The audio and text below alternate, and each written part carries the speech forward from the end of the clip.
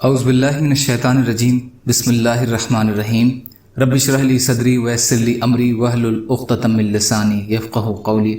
ریاض الصالحین دوسرا حصہ، احادیث نبوی صلی اللہ علیہ وسلم۔ حضرت سعد بن ابی وقاص رضی اللہ تعالی عنہ سے روایت ہے کہ نبی اکرم صلی اللہ علیہ وسلم نے فرمایا، جس شخص نے اپنے کو اپنے باپ کے علاوہ کسی اور کی طرف منسوب کیا حالانکہ وہ جانتا ہے کہ وہ اس کا باپ نہیں ہے تو اس پر جنت حرام ہے۔ بخاری اور مسلم۔ حضرت ابو ہریرہ رضی اللہ عنہ سے روایت ہے کہ نبی اکرم صلی اللہ علیہ وسلم نے فرمایا، اپنے باپ دادا سے منہ نہ موڑو، یعنی جس شخص نے اپنے باپ سے منہ موڑا تو یہ کفر ہے۔ بخاری اور مسلم۔ فائدہ: اعراض کا مطلب بھی وہی ہے جو اس سے پہلے کی حدیث کے الفاظ ادعی کا تھا، یعنی اپنے باپ کو چھوڑ کر کسی اور کو غلط طور پر باپ ظاہر کرنا۔ اگر وہ اس کی حرمت کو جانتے ہوئے اس سے اعراض کرے گا تو یہ کفر ہے۔ اگر وہ صرف دنیاوی چیزوں کی لالچ میں ایسا کرتا ہے، اس کی حرمت سے اعراض کرتے ہوئے نہیں، تو یہ بڑا گناہ ہوگا جس کو کرنے والا جنت میں نہیں جائے گا، البتہ سزا بھگتنے کے بعد جا سکے گا۔ اس کو اتنا بڑا جرم اس لیے قرار دیا گیا ہے تاکہ نسب محفوظ رہے۔ اگر نسب ہی محفوظ نہ رہے تو اولاد باپ کا حق کس طرح ادا کرے گی؟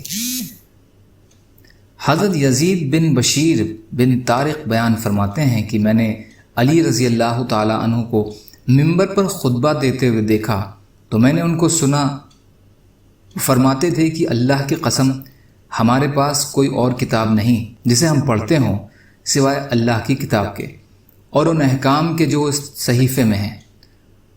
تو آپ نے اس صحیفے کو پھیلایا، اس میں دیت کے اونٹوں کی عمریں اور کچھ زخموں کی دیت سے متعلق احکام تھے، اور اس صحیفے میں یہ بھی تھا کہ رسول اللہ صلی اللہ علیہ وسلم نے فرمایا، مدینہ عیر سے سور تک حرم ہے، جس نے اس میں کوئی بدعت ایجاد کی یا کسی بدعتی کو ٹھکانہ دیا تو اس پر اللہ کی، فرشتوں کی اور تمام لوگوں کی لعنت ہے۔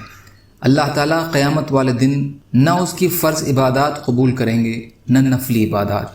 مسلمانوں کا عہد ایک ہے جس کے ساتھ ان کا ایک ادنا آدمی کوشش کرتا ہے۔ جس نے کسی مسلمان کے عہد کو توڑ دیا تو اس پر اللہ کی، فرشتوں کی اور تمام لوگوں کی لعنت ہے۔ اللہ تعالیٰ نہ تو قیامت والے دن اس کی فرض عبادت قبول کریں گے نہ نفلی، اور جس نے اپنے باپ کے علاوہ کسی اور کی طرف یا اپنے آقا کو چھوڑ کر کسی اور کی طرف نسبت کی تو اس پر اللہ کی، فرشتوں کی اور تمام لوگوں کی لعنت ہے۔ اللہ تعالیٰ قیامت والے دن اس کی فرض عبادات نہ تو قبول کریں گے اور نہ ہی نفلی عبادات۔ بخاری اور مسلم۔ فائدہ: عیر و سور دونوں مدینہ کے پہاڑ ہیں۔ ان دونوں پہاڑوں کے بیچ کے علاقے کو حرم قرار دیا گیا ہے، جس کا مطلب ہے حرم مکہ کی طرح یہاں بھی کسی جانور کا شکار نہیں کیا جا سکتا، پیڑ نہیں کاٹا جا سکتا، اور نہ اس علاقے میں کوئی مشرک اور کافر داخل ہو سکتا ہے۔ صرف و عدل کے کئی معنی ہیں۔ سب سے زیادہ مشہور معنی یہ ہے جو ہم نے ترجمہ میں اختیار کیے ہیں، یعنی فرضی اور نفلی عبادت۔ دوسرے معنی ہیں جو امام نووی رحمۃ اللہ علیہ نے آخر میں بیان کیے ہیں، توبہ اور معاوضہ، یعنی قیامت والے دن ایسے لوگوں کی توبہ قبول نہیں ہوگی نہ ان سے معاوضہ قبول ہوگا۔ اس سے اندازہ لگایا جا سکتا ہے کہ حدیث میں موجود تینوں کام کتنے سخت قسم کے ہیں۔ اس سے یہ بھی معلوم ہوا کہ مدینہ منورہ میں کیا گیا نافرمانی کا کام دوسری جگہوں کے مقابلے میں زیادہ جرم ہے۔ یہ بھی معلوم ہوا کہ علی رضی اللہ تعالی عنہ کی بابت جو مشہور کر دیا گیا ہے کہ نبی صلی اللہ علیہ وسلم نے انہیں کوئی خاص احکام دیے تھے جو آپ نے ان کے سوا کسی اور کو نہیں بتلائے، بالکل غلط اور خلاف واقعہ ہے۔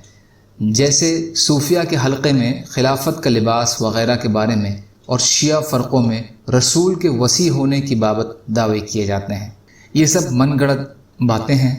نبوت کا مطلب عام دعوت ہے، نہ کہ خاص۔ کچھ باتوں کو کچھ لوگوں تک خاص رکھنا تو نبوت کے ہی خلاف ہے۔ اللہ تعالی ہم سب کو کہنے سننے سے زیادہ عمل کی توفیق عطا فرمائے۔ یا اللہ، مظلوم کشمیریوں، فلسطینیوں اور جہاں بھی مسلمان پریشان حال ہیں، آپ ان کی مدد فرمائیے اور ہم سب کو اپنی استطاعت کے بقدر اپنا حق ادا کرنے والا بنائیے۔ یا اللہ، صحت کلی اور صحت حسنہ عطا فرما دیجیے۔ یا اللہ، تمام بیماریوں سے، وباؤں سے ہماری حفاظت فرمائیے۔ سچی توبہ کی توفیق عطا فرما دیجیے۔